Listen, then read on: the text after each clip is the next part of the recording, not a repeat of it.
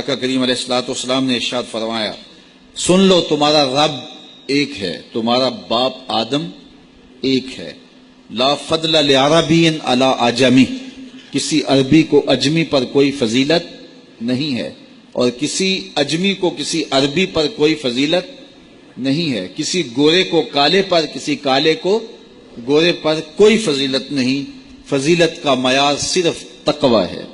ہمارے آج بھی ہندوانہ رسمیں ختم نہیں ہو رہی، دولت کی تقسیم پر، امیر غریب کی بنیاد پر اس معاشرے میں تقسیم موجود ہے، ہمارے دیہاتوں میں چودھری اور کمی کی بنیاد پر تقسیم موجود ہے، رعایا اور حکمرانوں کی بنیاد پر یہاں تقسیمیں موجود ہیں، لیکن میرے اور آپ کے آقا و مولا نے قیامت تک آنے والی انسانیت کے لیے جو منشور دیا وہ یہ تھا، کسی عربی کو اجمی پر کوئی فضیلت نہیں، کسی اجمی کو عربی پر کوئی فضیلت نہیں، کسی گورے کو کالے پر کوئی فضیلت نہیں، چونکہ کالے رنگ بھی اللہ نے بنائے ہیں، گورے رنگ بھی اللہ نے بنائے۔ حکیم لقمان رنگ کے کالے تھے اور صورت اچھی نہیں تھی، تو کسی نے ان سے پوچھا کہ آپ اتنے بدصورت کیوں ہیں؟ تو حکیم لقمان نے کیا جواب دیا؟ کہا، آپ شکل میں نقص نکال رہے ہیں یا شکل بنانے والے میں نقص نکال رہے ہیں؟ تو وہ خاموش ہو گیا۔ اللہ اکبر!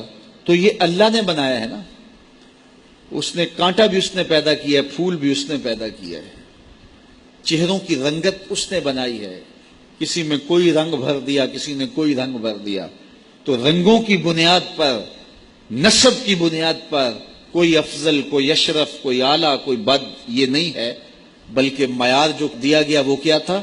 تقوی۔ ان اکرمکم عند اللہ اتقاکم، جو زیادہ متقی ہے اللہ کے نزدیک وہی معزز ہے، وہی معتبر ہے۔ پھر حضور علیہ الصلوۃ والسلام نے عورتوں کے بارے میں تاکید کی کہ وہ تمہاری زیر دست ہیں، ان کی ملک کچھ نہیں ہوتا اور کمزور ہیں، ان کے بارے اللہ سے ڈرنا، اور حضور نے ان کے ساتھ حسن سلوک کرنے کی وصیت کی۔ پھر غلاموں کے ساتھ حسن سلوک کرنے کا حضور نے درس دیا کہ جو خود کھاتے ہو وہ انہیں کھلاؤ، جو خود پیتے ہو انہیں پلاؤ، جو خود پہنتے ہو انہیں پہناؤ۔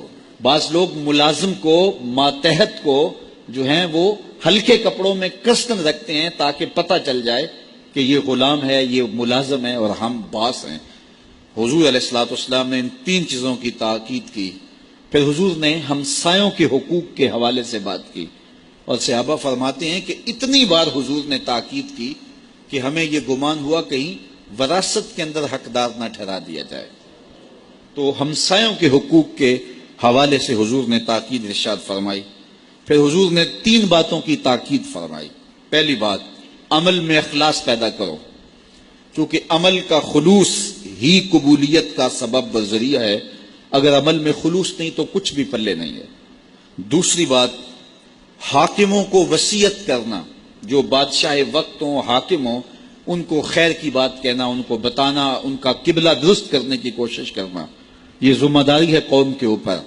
تیسری بات کہ حضور نے یہ وصیت فرمائی، لزوم و جماعت المسلمین، مسلمانوں کی جماعت سے الگ نہ ہونا، الگ الگ ٹولیوں میں نہ بٹنا، لابیاں نہ بنانا، گروہ بندیاں نہ کرنا، جماعت کے ساتھ جڑ کے رہنا، فرقہ بندی سے بچنا اور جماعت وحدہ کا ساتھ دینا۔